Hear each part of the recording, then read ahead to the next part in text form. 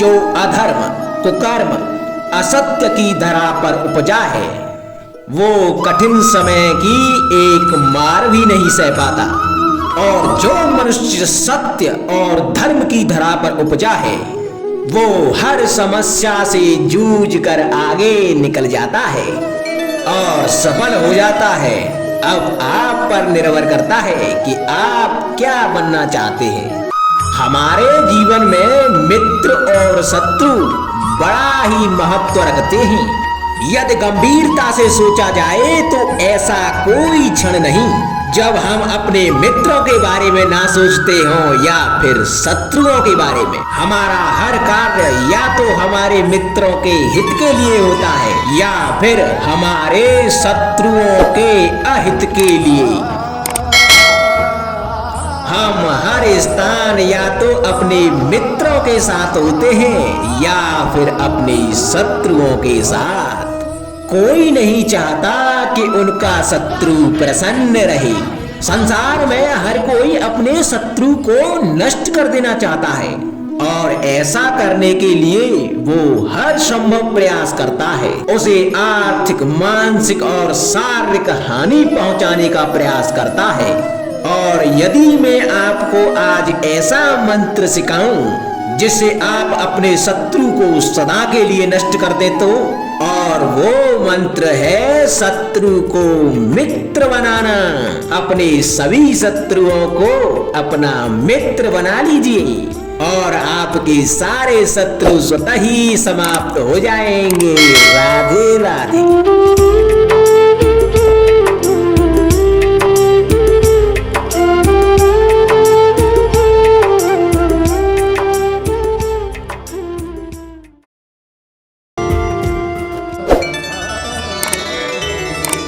संगति या साथ, मित्र और साथी मनुष्य के व्यक्तित्व के लिए सबसे महत्वपूर्ण होते हैं। अब आप कहेंगे कि ये कैसे?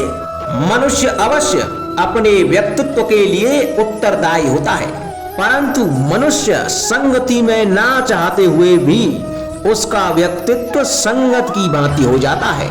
इन पात्रों को देख रहे हैं आप? मध्य में जल रखा है, इसमें दूध और इसमें मलिन कीचड़ रखा है।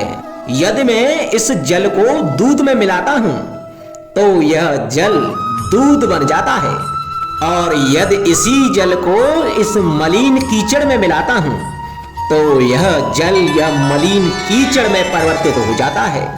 हाँ, ऐसी कोई युक्ति नहीं कि जल बिना घुले मिले दूध या कीचड़ में अपना अस्तित्व बनाए रखे या इनसे अलग बना रहे। और ठीक ऐसा ही मनुष्य के जीवन में भी होता है कि यदि एक गुणहीन व्यक्ति गुणवानों की संगत में बैठे तो उसे भी गुणवान समझा जाता है, सम्मान का पात्र समझा जाता है। और यदि एक गुणवान व्यक्ति गुणहीनों की संगत में बैठे तो उसे भी तिरस्कार मिलता है। इसलिए अपने जीवन में संगति सोच समझकर सावधानी से चुनिएगा। कभी खेत में किसी किसान को खेती करते देखा है? वो उसे सींचता है, जोतता है, पशु पंछियों से खेत की फसल की रक्षा करता है, परंतु एक बात का वो सबसे विशेष ध्यान रखता है कि कहीं खेत में खरपतवार न उग जाए, क्योंकि एक खरपतवार का लान खेत की सारी फसल को नष्ट कर सकता है। ठीक उसी प्रकार यदि वंश की कोई संतान खोटी निकल जाती है तो वह समूचे वंश का सर्वनाश कर देती है। इसीलिए संतान के लालन पालन में ध्यान देना आवश्यक होता है, क्योंकि संतान वो फसल होती है जो वंश की आने वाली पीढ़ी को महान बना सकती है या फिर वंश का पतन भी कर सकती है। मनुष्य के जीवन में संतान का बहुत महत्व है। उस संतान के लिए वो कितने कष्ट सहता है, उसे पालता है, पोसता है, और यदि यही संतान उसके संताप का कारण बन जाए तो क्या ये उसका दोष है? अधिकतर ये दोष हमारे लालन पालन का होता है। बचपन में बालक के हठ को मानकर हमें आनंद की अनुभूति अवश्य होती है, परंतु धीरे धीरे अपने बालक के हठ को मानकर उसके हठ के दास हो जाते हैं। एक हड्डी उद्दंड और असंस्कारी संतान उस सूखे वृक्ष के समान होती है कि यदि उसमें आग लग जाए तो वो सारे वन को भस्म कर डालती है।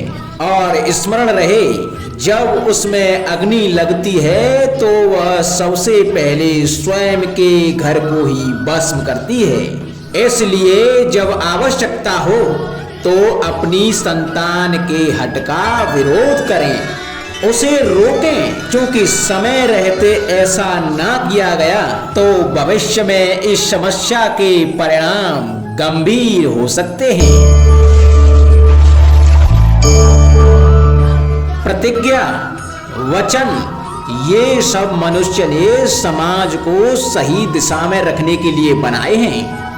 वो मनुष्य ही क्या जिसके जीवन में नियम ही ना हो, जिनका वो पालन ना करे, परंतु समय के साथ चलने के लिए नियमों को भी बदलना आवश्यक होता है, क्योंकि ये आज का समय ही तो है जो बीत जाने के बाद इतिहास बन जाएगा।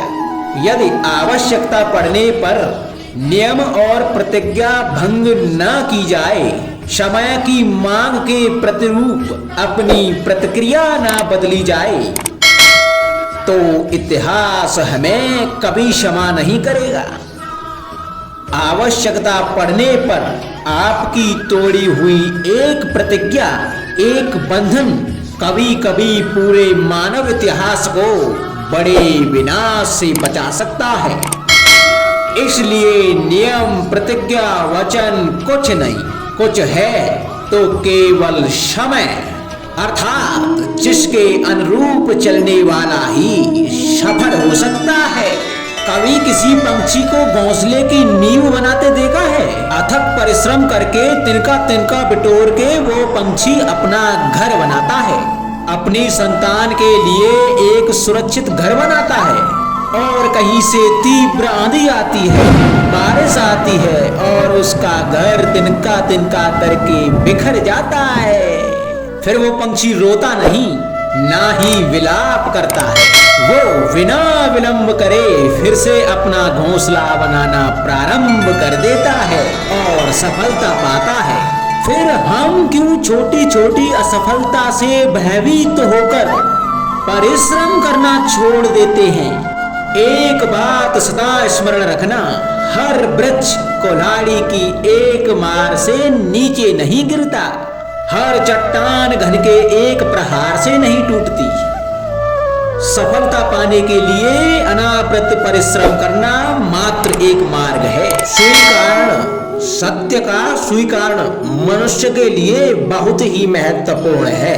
जब तक मनुष्य सत्य को स्वीकार नहीं करता, तब तक उसे असत्य से लड़ने की शक्ति प्राप्त नहीं होती। जब आप भोजन करते हैं तो क्या होता है? आपका पेट स्वीकारता है कि वो भर चुका है और आप भोजन करना बंद कर देते हैं। जब आपको निद्रा आती है तो क्या होता है? आपका मन स्वीकारता है कि आपका शरीर थक चुका है और उसे विश्राम की आवश्यकता है।